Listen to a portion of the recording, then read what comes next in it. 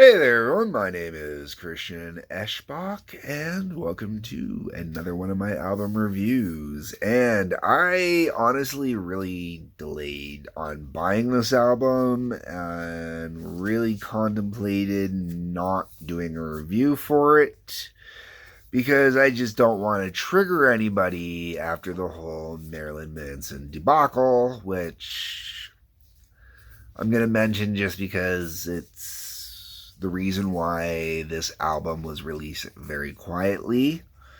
And us as music listeners and anybody that considers themselves a fan of Marilyn Manson's music, let's be very clear, okay? Marilyn Manson, the human being, is not a good person. I am never going to try and defend Marilyn Manson, but Marilyn Manson has said from day one he is not a good person. However, sometimes he releases some damn good fucking music. We Are Chaos was quietly released and then promptly kind of disregarded. I picked this album up brand new for $13.99. And I got a killer deal out of it. I think it might be the cheapest I've ever paid for a Manson album. Except for Smells Like Children. I think that's what I'm thinking of. Anyways, yeah, Smells Like Children.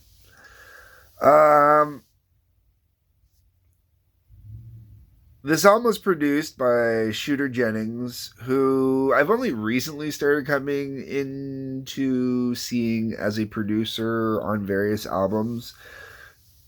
Dude knows what they are doing.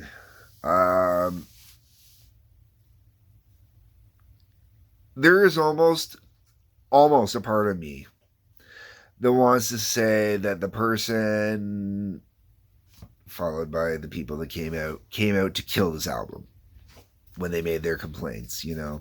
All that time they could have made complaints and they wait right before Manson was about to drop the mother of all albums.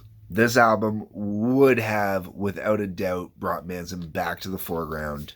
This album, without a doubt, would have skyrocketed his career again. It is not the best album Manson's ever done. It's probably one of the overall best listening albums he's ever done, though. And what I mean by that is this album is most definitely not a bunch of singles. You know, Manson's done albums where he's had a bunch of great songs that make great singles and he's released them. He's even released songs that I would have said weren't singles and they were great singles. This album has songs on it that were just astounding. Manson took a little bit of a turn to a different direction and it's kind of nice. We're going to open up the album with the title track, Red, Black, and Blue. It's a good song. It's a nice, solid start to the album. It has a bit of a slow build on the audio, slowly fades in, gets you kind of going, nice build up to it. Music delivers. For the most part, it sounds kind of like a song that you would have found on one of the last two albums. That goes into the album's title track, We Are Chaos. If We Are Chaos had dropped as a radio hit or as a music video before the chaos started for Manson, I mean, truly dropped with the record company fully supporting it and pushing it, Manson would have been back on top again. Would have been back on top because this was something different, something yet Manson, but had a whole vibe to it all of its own. Manson has always said that in the early days, he always said he was more Bowie than Cooper. And I can understand that and I can respect that because of the way he is. I would argue that nowadays he's gone more into the Cooper shtick than the Bowie shtick. Well, I mean, really, it's the Manson shtick because he's got his own shtick. But We Are Chaos, he's definitely channeling some modern Alice, actually. We Are Chaos reminded me very heavily of a couple songs off of Alice's Detroit Stories album.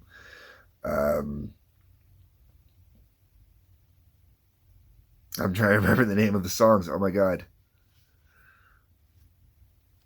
But anyways, there's something about it that's positive. It's uplifting. It's spiritually enlightening, even though it's talking about being chaos. It's just fantastic. Don't Chase the Dead. Definitely channeling Major Bowie on that one. Oh my god, great tune. Fantastic tune. Holy crap. Brilliant. Yet again, another song could have been that killer ass single that just skyrocketed him back up to the top again. And then that goes into Paint You With My Love, which once again, another tune. Honestly, truly could have put him back on top again.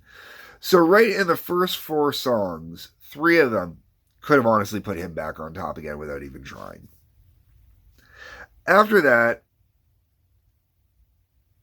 it then becomes more of there's still great singles on here, but it becomes more of an album, a true album at this point. And with everything, the way it's flowed through here, like going from Red, Black, and Blue to We Are Chaos to Don't Chase the Dead to Paint You With My Love, those were all done up to flow properly as a great album flow. Shooter Jennings really teaming up with Manson here, really, really cherry. So after Paint You With My Love, we're on to Halfway and One Step Forward. This one, good song on the album.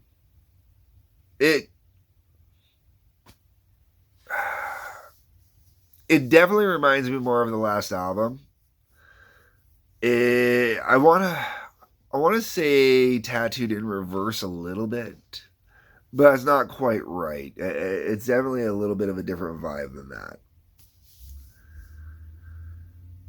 Then we go on to Infinite Darkness. Infinite Darkness really feels like a throwback to Antichrist Superstar. The only Marilyn Manson album I outwardly ever refused to buy until he did that one with the heart-shaped sunglasses. I don't remember if that was the name of the album or not, but those are the only 2 Manson albums I do not own because I really... Antichrist Superstar, I just... no. And the other one I mentioned just... I'll have to try and maybe give it another try, but at the time it just didn't appeal to me. After that, we go into Perfume, which I really dig, man. This one's got some vibe to it. This one's got some hook to it, some groove to it, man, some swagger to it. Oh, this one, great. Yet another song would have been a cool song. Would have definitely been a cool song for a single. I don't think it would have been the single to catapult Manson back up into the top. But if it ended up being like the 3rd single to come out, it would have been a solid 3rd to come out. Could have been a good 2nd to even come out.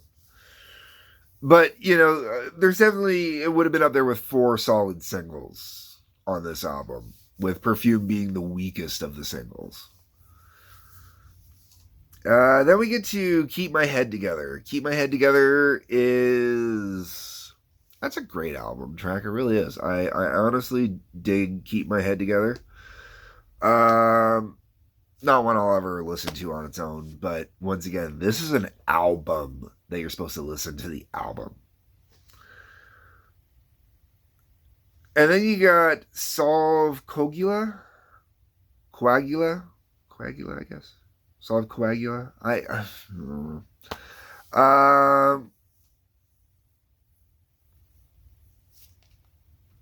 I'm not sure how I feel about this one. It's a good tune. I enjoy it. It's worth listening to. but it's an album cut. Totally album cut. Outside of this album, forget it. Then the album finishes with Broken Needle. I dig Broken Needle. I think it's a good way to finish the album. I think there is no other song on this album I would have put at the end. Maybe We Are Chaos. We Are Chaos could have closed this album out something brilliantly. But We Are Chaos was needed at the beginning as well, on the second track. You don't have to like the man, but damn, you should respect the music. That's where I'm going to leave it at. Good album. I think it was worth picking up. I regret that I allowed media influence to delay me on it. I'm glad that I'm delaying on doing the review for it. I'm sure it's not going to be popular. I'm sure I'll take flack just for doing a review on it. But damn, folks, go out and pick up that album, because that is a good album. It really is. That's what I'm going to say. All right. Comments. Please keep it to the music. Let's try not to discuss the horrible, despicable behavior. Just the music. But comment away. Like button, subscribe button, notification button. That helps out both of us. Share button helps me out. Could help you out. Who knows? Be the person to help discover me. Got me up. I knew him before he was him. Shouldn't say that on this review, maybe. I don't know. Whatever. Anyways. Peace. Love. Take care.